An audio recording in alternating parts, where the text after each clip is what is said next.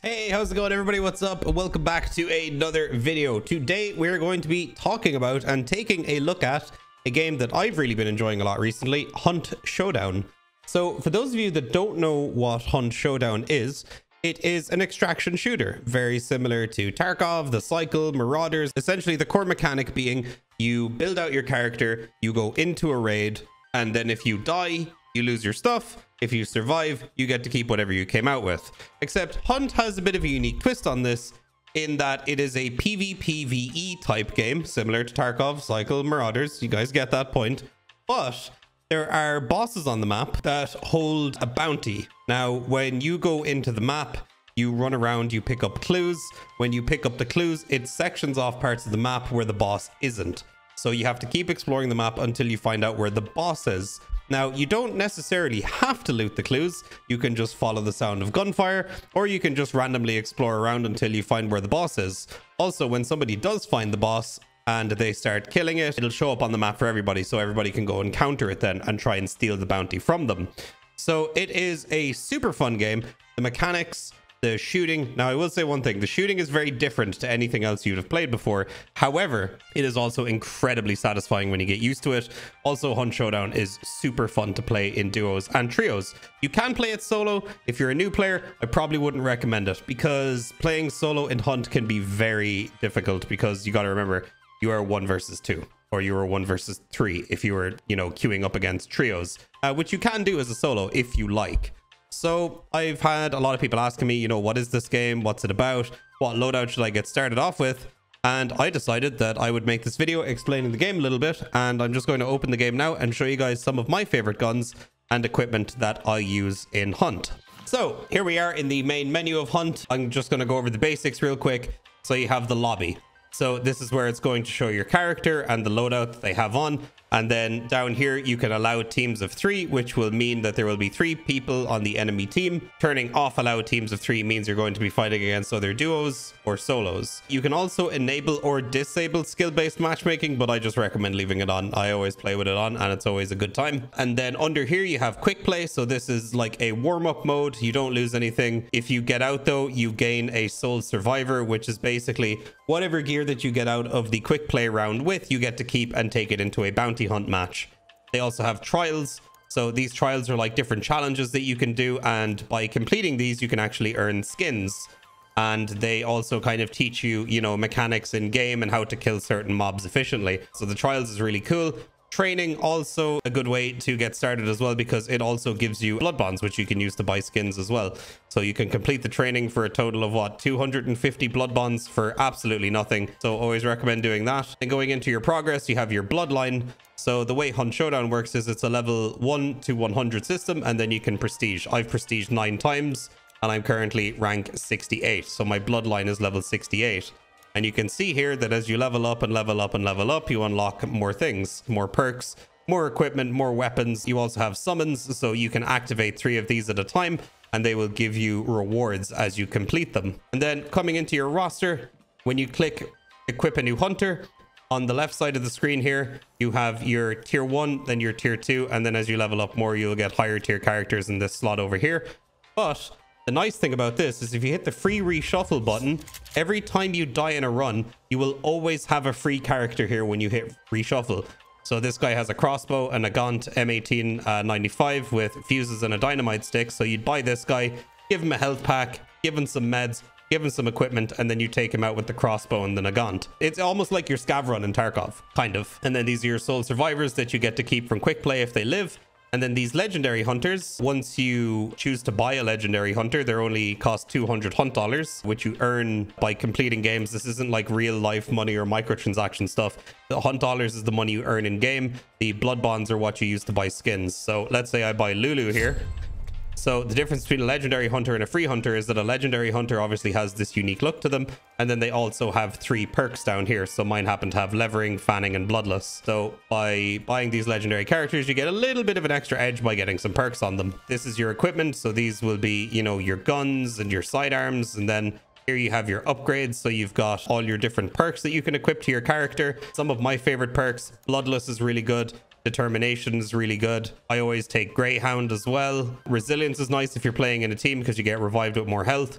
Doctor's really good because it doubles the amount of health that you get back from healing with a first aid kit. Fanning is great for pistols with really high volume belt-fed mags in them, like the Caldwell conversions. Bolt thrower if you like crossbows, it lets you reload your crossbows faster. Necromancer allows you to revive your teammates from a distance at the cost of your own health. You also have gator legs, which lets you move faster in water, which is great. Lightfoot's a fantastic perk. It allows you to vault, jump, fall, and climb ladders all silently. And then you've got 100 hands, which is a great perk for bows as well, which I use a lot.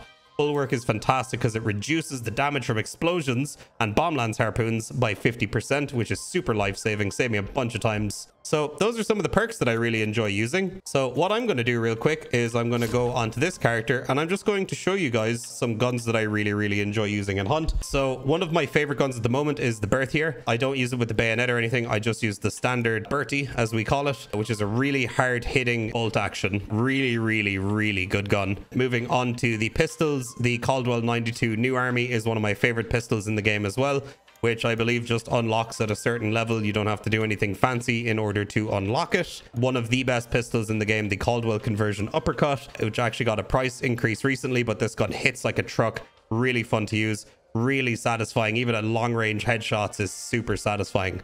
So in order to unlock this pistol, you have to use the Caldwell conversion pistol. Use that until you unlock, I believe, was like the FMJ ammo for it. And then once you use that enough, you will unlock the Caldwell conversion uppercut. Really great gun. One of Pep's favorite guns is actually the Caldwell Pax as well, which is a great little sidearm too. One of the best loadouts you can use in Hunt is going to be using something like the Caldwell Rival 78, which is a double barrel shotgun.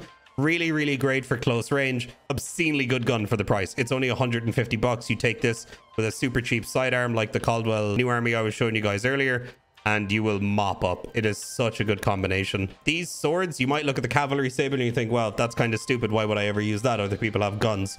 Trust me, the cavalry sabers are super strong in this game. Great for killing bosses. Great fun for killing PvE. And also in CQB, these things are absolutely lethal against players as well. Hand crossbows are okay. They're mostly great for using poison ammo in them to kill birds, using the poison ammo to kill armoreds in one shot. Bows, I often love using bows because they are mega cheap. It's only $57 to buy a bow, and they are exceptionally good when paired with 100 hands, which is the bow perk for increased bow damage. And they're completely silent as well, which is fantastic. The Lebel is a really great high capacity bolt action rifle that does a lot of damage, but it's a little bit expensive. But very nice rifle. It's a gun I really enjoy using a lot. The Mosin is another gun with Spitzer ammo that is very popular amongst the higher levels in the game. These Nagant Precisions I'm not really a fan of. However, the Nagant Officer is a really great pistol as well. It just has a higher fire rate than the other Nagants. So this one's only $24. This one's $96. The reason is it has a higher fire rate and it's just generally a much better gun. So if you have that unlocked, give that a try. Also, the Romero 77, you can't really go wrong with it. It is a single shot shotgun, super cheap, but also very powerful, especially when paired with the other different ammo types that can come with the gun once you unlock them. Scotfield, also not a bad gun either. The Sparks is a fantastic gun as well. It will literally leave anybody on 1 HP after you hit them once with this thing. So you want to pair this with a gun similar to the New Army or the Nagant Officer or even a Dolch or a Bornheim pistol, to where you can shoot them with this. Once you get the hit marker, you switch to your pistol, you go bang and you just need that one bullet to hit them and they're dead. Really powerful combination. And also the Sparks is only 130 bucks. It's actually a very cheap gun. In my opinion, the suppressed Vetterli with the high velocity ammo in it is one of the best guns in the game. It runs a medium ammo and it's just bang and it's beautiful. I really like the Vetterli a lot, and I think a lot of other people do too. The Winfield Slate, again, another really fantastic shotgun.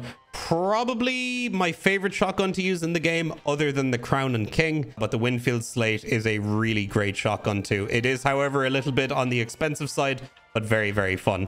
The Terminus I'd only recommend using if you have levering. Levering's a really great perk to run with the Terminus. And then, of course, you've got your classics. You've got the Winnie M18 73C and then the Winfield Centennial as well. Both of these guns, great options, really strong. Moving on to my equipment that I always bring with me. You always bring a first aid kit, of course, very important. It's a 3-charge thing that generally heals 1 large bar or 2 small bars, unless you have a perk that affects that.